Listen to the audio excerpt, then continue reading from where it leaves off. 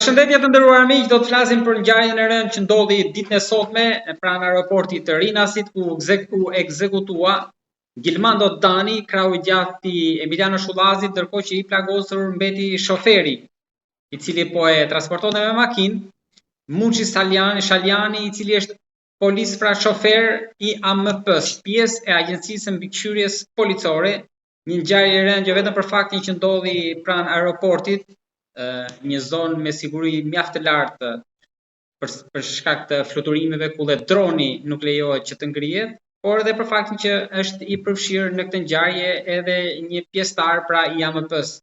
Për të folur për këtë ngjarje të rënd kemi avokatin Due Pietra. Avokat, përshëndetje dhe faleminderit. Përshëndetje juve.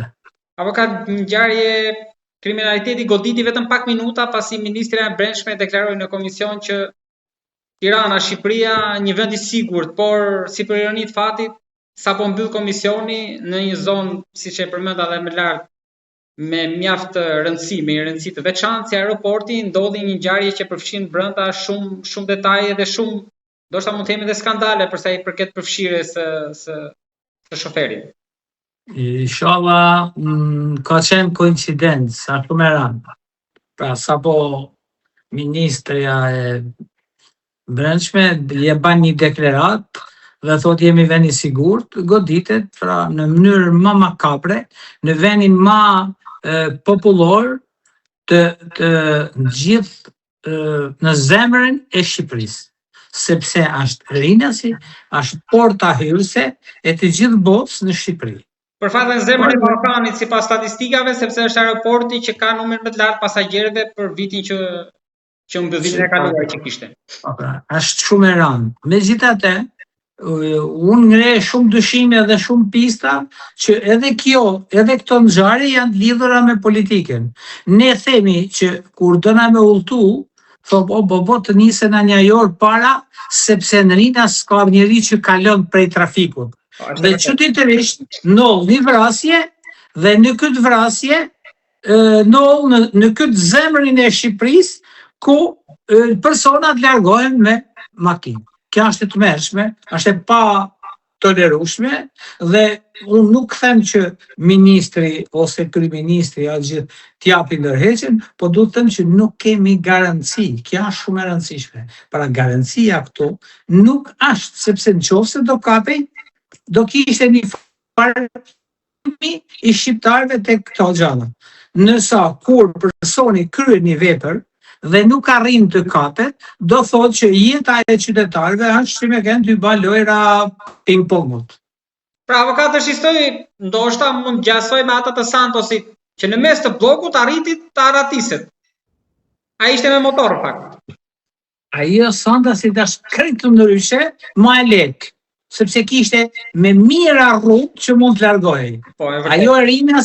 Ajo Rinasit nuk ka as edhe një mundësi që të kaloj pa u identifiku, pa u ndalu asnjëherë, sepse është vendi që është shumë i ndërliku me trafik çdo herë. Vetëm këta nuk mbeten në trafik. Çuditërisht këta nuk mbesin në trafik. Është gjë krejtësisht absurde dhe e pabesueshme që kanë ikë. Edhe sikur dush me largu po do ngatrosh me këmbë tuja dhe do të nollë diçka. Aty çuditërisht ai ka shtregu shumë mirë, pa asnjë problem. Edhe nuk po kanë dhe më frikë avokat, një skuadër pushkatimi që vepron në mes të ditës, pra përveç pjesës së largimit më pas. Ndjekje, zbret, qëllon, frikë jo më. Tani kur ndodhin këto, duhet dimi gjatë që nuk i na lën dot çdo qeveri me kenë, çdo polici me kenë, çdo gjë me kenë më e sofistikumja, kur njeriu të xen prej dhe do me të vra nuk të fal. Pra, janë në rast se ke do menen për ta realizuar diçka, nuk e ka problem fare.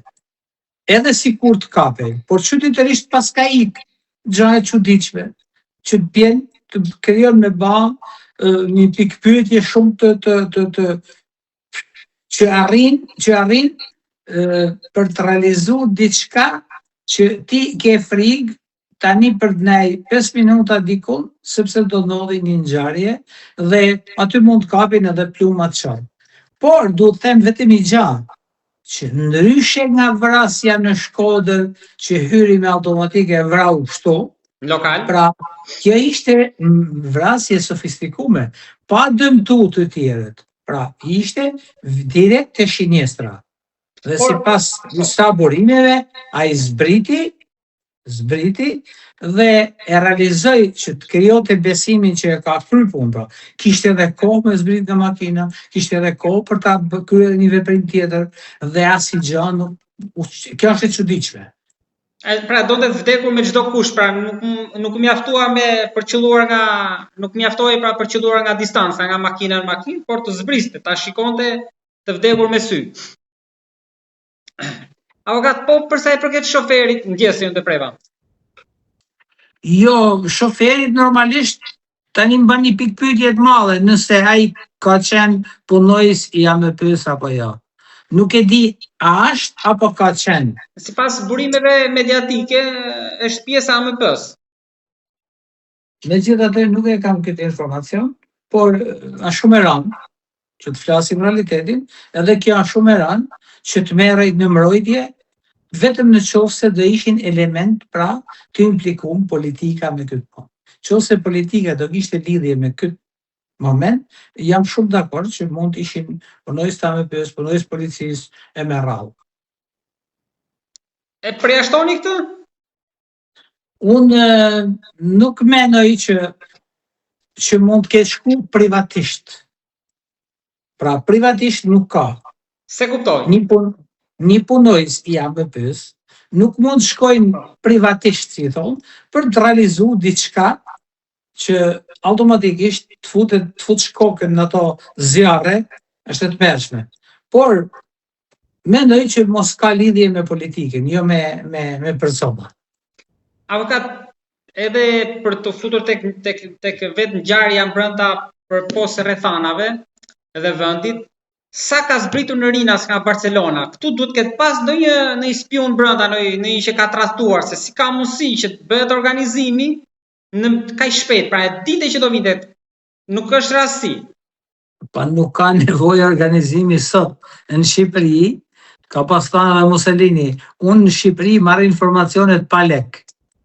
Dhe automatikisht gjithë shqiptarët që jemi, edhe vllazët me ken, nër 3-2 jemi spiona. Shqipëria është e finalizuar me historinë e Kalas Rozavs. Kalaja Rozavs, pra, tregon shumë mirë situatën e kësaj. Pra, tregon shumë mirë se çfarë si funksionon. As më tepër thonë edhe Gjergj Kastrioti, Hamza Kastrioti. Pra nuk është e nevojshme fare me diskutu se si mund të merren informacionet. Ne e kemi një shpirt spionllekun, çdo shqiptar. Dhe as më tepër sot kur je interesuar për të marrë informacione, e merr shumë sa. E merr nga nisja, janë kompanitë këtyre ajrore që ta japin informacionin kur arrin, kur del gjitha. Pra kemi pas edhe një rast të kaluar, nuk më kujtohet tani çfarë dosje që ishte rekrutuar një zyrtare që ishte pjesë e Interpolit në Moskva, atëherë i futeshin në sistemin Teams që u jepte informacion për çdo lëvizje. Po ka qenë i zëvendës drejtori në atë kohë, po pak rëndësi ka këto, informacionet i marrin normal, nuk është se ka në i gjallë shumë të rëndësishme. Kur do me të vraj, nuk pyet ma, nuk ka lidhje ma me se ku i merr informacionet. Njerëzit që donë me kry këto veprime, pra, kundërshtar politik, i kryejnë rahat se nuk kanë ndonjë problem. Marrin informacionin kur vjen, kur do vinë, kush do presin, gjitha. Edhe vendi që është zgjedhur ndoshta në Shqipëri dhe jo në Barcelona, atje ku jetonte, ndoshta më të lehtë kanë parë këtu për t'u arratisur dhe për shpëtuar. Tani kjo më ban shumë përshtypje mua, sepse ai vend është shumë vend domethënës. Pra nuk është një vend do çado. Mund të kishte kaluar të paktën ja 200 metër në njërin anë të rrugës, pa asnjërin në atë vend. Në atë vend është me habit shumë situata, sepse tregon diçka, tregon pastësi të organeve të shtetit që nuk funksionojnë dhe as më tepër largohet në mënyrë të tmerrshme, largohet pa lanxhur personi. Si u largo ka pa lanxhur një person? Aq ma tepër që zbret nga makina, ka pas kohë, nuk është si me kanë një prell rrufej nga qielli. Pra një veprim i koordinuar që është mbyllur ndoshta brenda 30 sekondave. Mund të ketë kalu edhe më shumë, edhe 1 minutë. Nuk do thotë gjë fare, por ama ka pas veprimtari të një pasnjëshme derisa ai e ka realizuar. Dhe siç duket mund t'jenë kanë vetë edhe hera parë, sa hera dytë që i bajnë atentat, dhe herën e parë ka shpëtuar ai. Ka shpëtuar 2 herë tjera, kjo ishte e treta dhe për të krijuar sigurinë se e kanë ekzekutuar, është detyruar edhe herë me zbrit në tokë. Pra është shumë e çuditshme.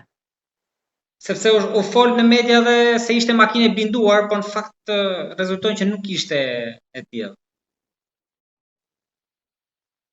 Po pak rëndësi ka blindimi, kur do me të vraj tjetëri nuk të pyet më se qa ke, i blindum apo i blindum, i veshun apo i zhveshun, nuk do me ditë fare.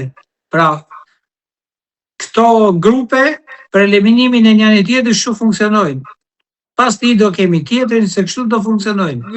Dhe prokuria nuk do t'i zbardhin asë njëherë këtë raste. Do ju pyesja se makina e zgjetur edhe gëzhoja në fshatin Halil, por me 4 herë brenda, por mendoni që do u mbyll këtu përfundimisht edhe do arkivohet si shumë çështje tjera? Nuk është problemi se arkivohet. Pra, duhet të themi një gjë që sot qoftë prokurori, qoftë gjyqtari, qoftë kushdo në Shqipëri nuk ka i garantum. Pra, ky shtet nuk e garanton atë që t'i japi një status prokurorit ose i status gjyqtarit. Nesër pas nesër ky gjyqtar, sepse ai krahit politik, e merr, e denon, e futën në burg me këta që ka denu. E kupton pra çfarë veprime shban shteti. Dhe tani ky çfarë ka më interes, sigurojnë jetën e vet apo të hetojnë çështjen për sa i përket çështjes si prokuror. Pra e ka shumë vështirë ta hetojnë këtë çështje nën kërcënimin e bandave dhe nën pambrojtjen e shtetit. Pra, nëse shteti do ta mbronte, po dakord, por ne kemi parë që qoftë ministrat, qoftë drejtora policiet, qoftë gjyqtar, qoftë prokuror, janë fut në burg dhe janë majt me palët që kanë denu. Do thotë që rrezikojnë 2 herë. E kupton? Dhe këtë i kanë pa me sytë e vet këta prokurora tjerë dhe gjyqtar tjerë. Dhe kjo është shumë e rëndë për një sistem drejtësie, për një sistem që jemi ne sot. Pra nuk kanë garanci që të arrijmë në një konkluzion që ne jemi të mbrojtur. Pra nëse si e mbrojtur, pse do hetosh çështjen ti? Ti je në kërcënimin e bandave dhe do hetosh çështjen dhe nesër pas nesër përfundon edhe ti tek ata, edhe me të pa drejt me nofta që pjesa më e madhe e gjyqtarëve që pretendohet që pas kanë marrë 1 milion lekë a 2 milion lekë, në mënyra që janë akuzuar nga avokat, që kanë marrë avokat për llogaritë tyne, ose kanë marrë të tjerë për llogaritë tyne, por ky shtet kështu ka funksionuar dhe kështu do funksionojë. Jeta shqiptare në Shqipëri nuk është e sigurt. Pra kjo ishte goditja më e rëndë që ju dha ministres së Brendshme sot.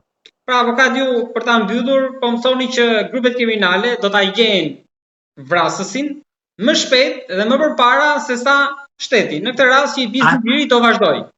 Po atëherë na unë kam ngritur këtë problem me vite të tëra, sepse ishin vrasjet në Elbasan, dhe i thash dhe i dërgova shkresa zyrtare gjithë institucioneve, qoftë autoriteteve të huaja dhe këtyre shqiptare, duke ju thënë që prokuria nuk pan hetimet në kohën e dur, momentin e dur, por prokuria e man çështjen në hetim 1 vjet, 2 vjet, 3 vjet, derisa vrasi i akuzuarit të vritet nga pala kundërshtare dhe prokurori të mbyll çështjen si rezultat sepse personi i cili i akuzohet ka ndrru jetë. Dhe këtë praktik kanë jetë nga frika gjyqtarët dhe prokurorët. Pra e kanë lënë të eliminojnë të hanë kokat e njëri tjetrit? Të hanë kokat e njëri tjetrit që prokurori jetë i lam me palët. Avokat, faleminderit shumë. Faleminderit juve. Natë e mirë.